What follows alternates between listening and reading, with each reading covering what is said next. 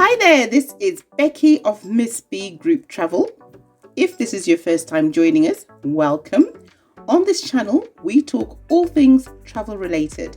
That's travel news, travel advice, tips, recommendations, reviews, and travel savings.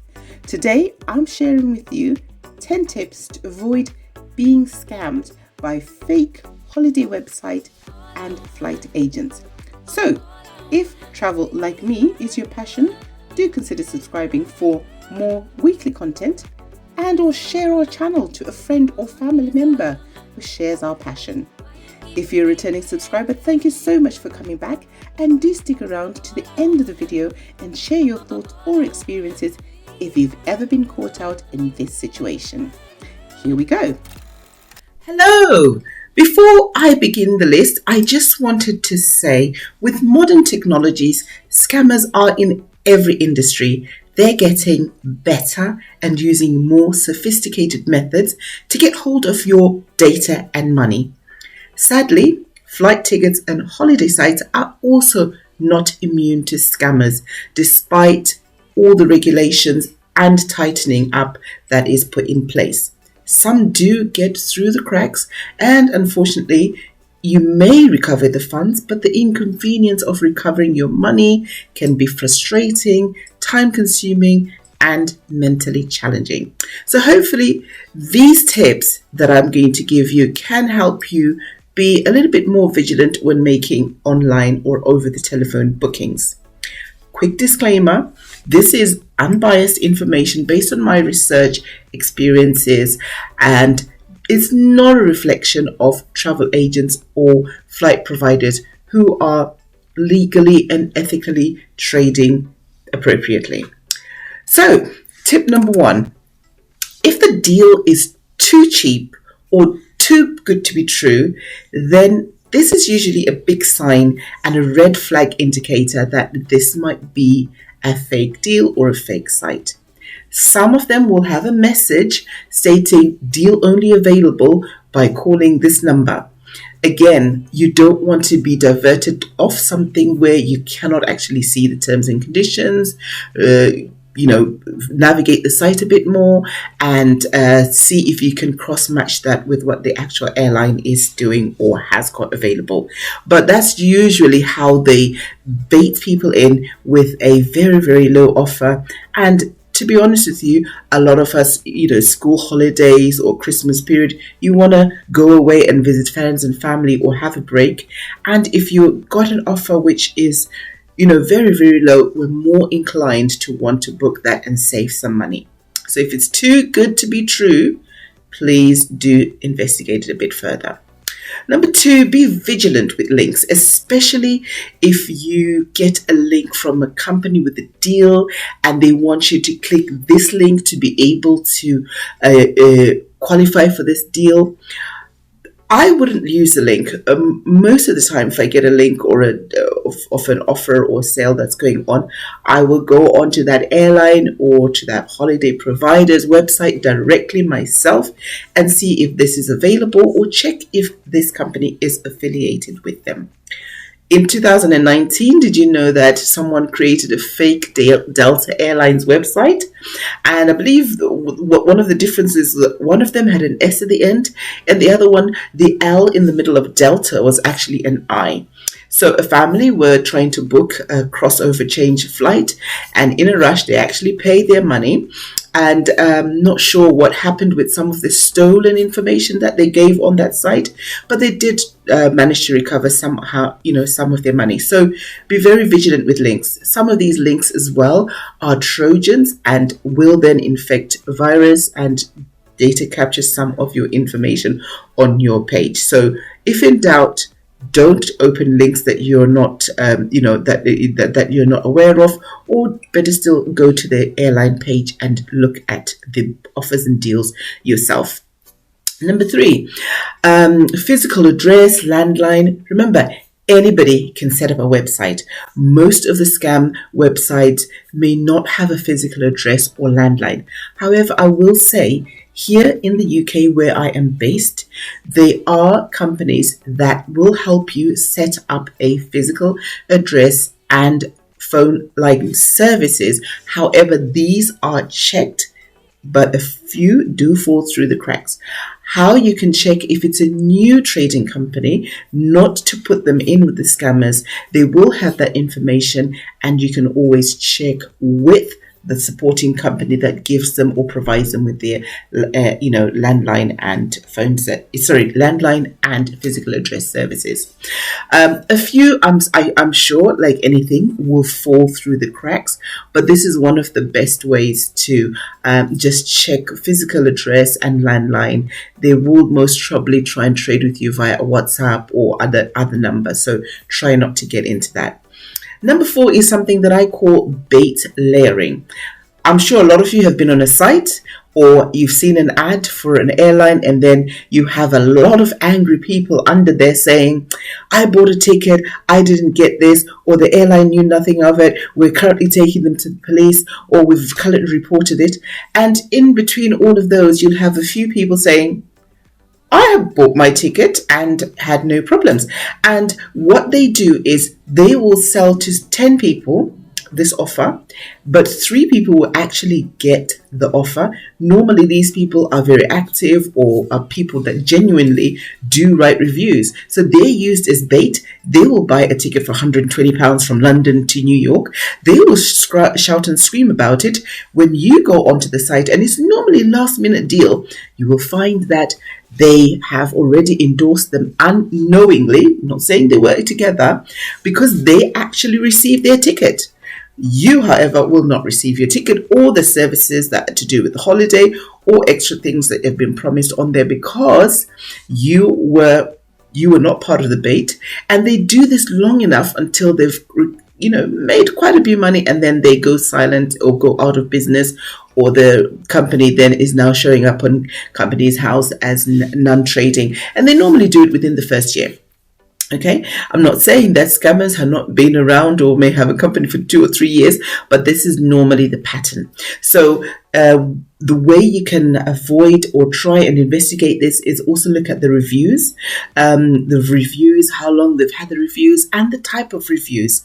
Now, for new businesses, you can always pick up the phone and speak to them, speak to when they started, when they affiliated. But with the older reviews, look out for how good the review is written. I write quite a few reviews, and to be honest with you, when I'm writing a review, it is out of memory, it is out of experience, but I will most probably not touch on everything that occurred regarding the flight or the booking, unless it's a scripted review that says, okay, now we want you to answer about this particular. So most of genuine reviews, people will say a little bit of what they liked, what they didn't like, and they go off. You need to watch out for reviews that have got everything from top to bottom. Then this is either a coached, or the person that is running the scam has got a few people that will write up there. And again, some of these, they do get themselves caught out because the English sometimes is not actually syncing with the wording. Yeah, or they may have some words that they've taken from Google Translate or whatever the case may be. So you have to have a look at that and make a justification from those reviews as well. Okay, and then number 5, accreditations and industry association. The most popular one to check for in the airline industry is IATA, but not all agencies are accredited with them. However, some of them are franchise partners or a registered affiliation. If this is not visible, always ask. And new agencies to be in the business will have the necessary accreditations. If they don't, they will not be hesitant to provide these to you, and they're happy to forward you or send you to their franchise partner, so that you can get that you can get the comfort of knowing you're dealing with an appropriate company. They don't have a problem sharing this with you. Right, number 6, never pay in cash or direct into an account someone either you are not familiar with or know, or unknown website, especially those who ask you to make the phone call and they will get you to pay into a personal account. Now, a lot of people think, I wouldn't pay somebody into a personal account. That's just stupid. But this is how they do this. When it's time for you to pay for your deal, they pretend like they're typing or running your card through the system, and then they tell you that your card is declined. They will try it 2 or 3 times and ask you, do you have another method of payment? You might say, no, but I can pay via PayPal. No, unfortunately for this type deal, we need to take an immediate payment. Otherwise, you lose the deal. So they will push you not to lose the deal. They will offer you an account to pay into. If it's a personal account, I would say I'm not comfortable with it. If it's in the first instance, I mean, also some of them, if they've set up a bank account, they may have the facility and the accreditation, or where the bank will cross-check who you're paying and the account that's being paid. But if you willingly also pay funds into someone's account, it is going to be a challenge to recover this money from them. Okay. Number 7, use a credit card for the added protection, or pay via PayPal, something where you can get a claim back or charge back. And do not be encouraged, if you're paying on PayPal, do not be encouraged to pay friends and family. Transfer to save on costs, as your payment will not be protected. Always stick to I'm paying for fees or services. Number 8, you can tell from the pressure that when an agent or a company is pressuring to make a payment straight away, especially, and if they're happy to take a lesser payment just to get you the deal, they're not very clear on the terms and conditions, or they want to just run over them through the terms and conditions very quickly that you don't understand. They hate it when you ask so many questions, because somewhere along the line they know that they will slip. Travel agents, or even a new agent, will be happy to explain these to you and send you more information, and will be more knowledgeable in your trip, your destination, where you're going, and the ins and outs. The ones that are fraudulent, they want to pressurize you. Mostly it's about getting your payment. And some of them also do attempt to ask you a lot of personal questions in an attempt to get more personal information about you. And they're also very dismissive of your questions, and they won't actually fully answer you. Okay. Right. Number 9, read the terms and conditions or fine prints if they have sent you any, or if they're available on the website, and make sure you understand what their cancellation and refund policies is. I am aware of someone who once bought a £300 policy for an area that she wanted to fly to, thinking it was a flight ticket, but what they were they called themselves flight brokers, but what they did is search for flights for you, and the £300 was a yearly fee, and they told her for this flight they could get, for her. But in the terms and conditions was she needed to pay another certain amount by a certain date. And of course, she didn't read that because it was very, very much in the small print. And it ended up being a case that when she picked up the phone and said, look, I'm at the airport, I can't get, they were very quick to send her the terms and conditions and tell her what she had actually bought. And she had become out of their warranty period, or whatever it is that they were doing. So do read, the terms and conditions of something. And if in doubt, cancel, whilst there's still time.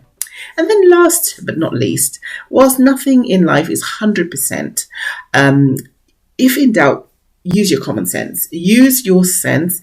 If something, or your wisdom, if your gut instinct is not 100% satisfied, do not use their service or buy from that website. Best to keep your money and go directly to the airlines, direct to your known airline, and continue your transaction from there. So thank you so much for sticking with me until the end.